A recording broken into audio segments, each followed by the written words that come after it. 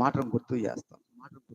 ఒక అడుక్కునే వ్యక్తి ఊరు బయట ఒక పాక వేసుకున్నాడు. ఊరు బయట పాక వేసుకొని చుట్టూ తడికలు కట్టుకొని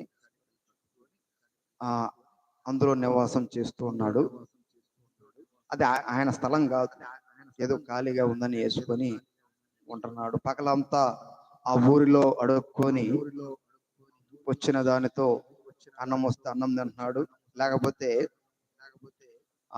బియ్యం వస్తే బియ్యం వండుకొని తింటున్నాడు.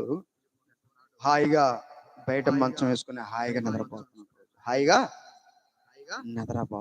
ప్రశాంతమైన లైఫ్.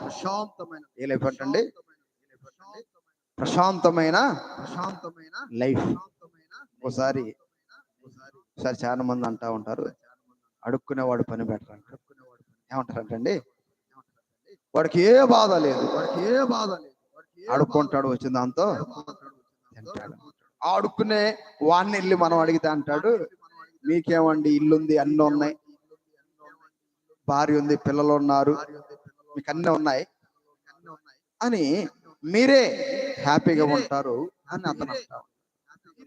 ఇక్కడ ఈ వ్యక్తి రోజు అడుక్కుంటూ అన్నం వస్తే తింటున్నాడు, లేకపోతే బియ్యం వస్తే వండుకొని తింటాడు. ఒక రోజున ఏం జరిగిందంటే, ఒక దొంగతనం చేసిన వ్యక్తి ఆ డబ్బు తీసుకొని వెళుతూ అతను ఏమైనా దొరికిపోతానేమో అనుకొని అతను పనుకున్న దగ్గర, ఆ పాక దగ్గర పడేసి వెళ్ళిపోయాడు.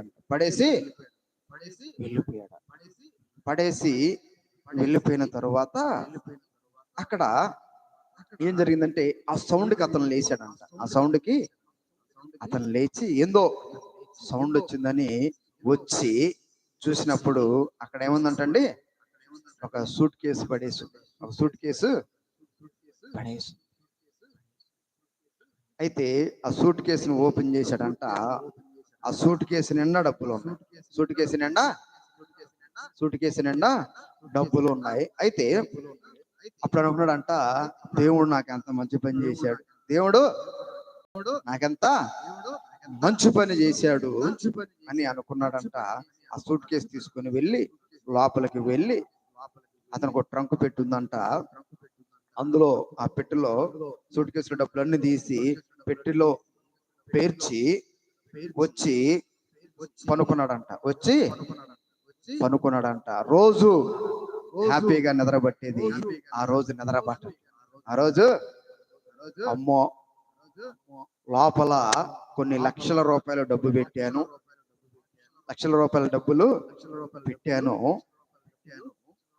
ఇదిగో నేను కట్టుకున్న పాక్కి డోరు కూడా లేదు, లాక్ చేయటానికి డోరు కూడా లేదు,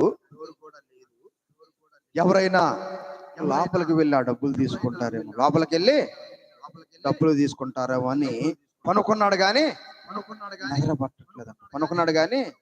నిద్ర పట్టట్లేదంట.